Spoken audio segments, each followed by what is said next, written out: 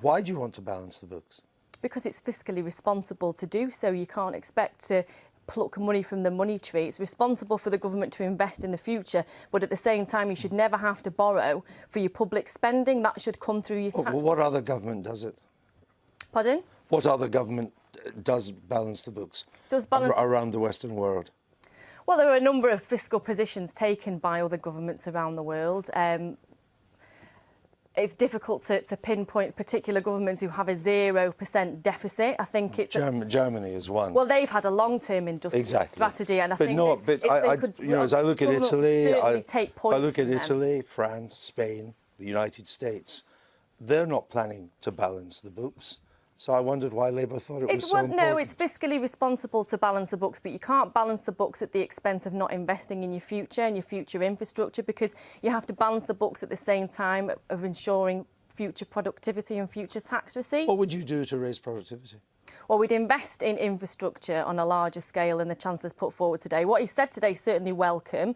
Some of it's a repeat of what his predecessor had put forward. That's a long term. It takes a long time for infrastructure investment, A, to happen, and B, to have an impact on productivity. No, I think there's... So what would you do to raise it in the first couple of years? There's a large number, Andrew, of shovel-ready projects in the infrastructure pipeline, and we didn't hear mention of many of those ones are today. they? Well, I mean, I've got a massively long list that I can email across give me to one. you. Well, you know, we've got HS2 that doesn't seem to be progressing very fast. There's electrification of the Midlands main line, which has been halted time and time again. Well, we've got a vast number of them, and they're available on the government website. But give me a shovel-ready one. I I understand the website's full of infrastructure projects, and I perfectly take Labour's point that a lot of them haven't been implemented. But give me an infrastructure project that is shovel-ready. Well, Swansea Tidal Lagoon is something that the government has been pushing for. That would take years to plan. That hasn't even got planning permission yet. Well, I think if you look on the government website, Andrew, you can see a long list of the shovel-ready projects if you're so interested to do so. No, what I see on the point is this. There are a list what I see on the government website. For the government what I see on the government today. website is a long list of infrastructure projects. What I don't see is shovel-ready. I'll give you an example, get you to react. HS2 was approved 8 years ago, so it was hardly shovel-ready. In fact, the diggers turned up last week to begin part of the building in Bucks.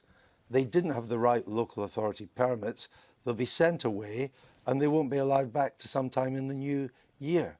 It's not shovel-ready. Well, I appreciate there are a number of local issues on particular projects, and those need to be addressed as quickly as possible. But there are a number of projects that, if the Chancellor did a bit of further investigation on, he would find that they were shovel-ready. And again, if you look at the government website, there is a long list of those available. You were the one that but I do appreciate that.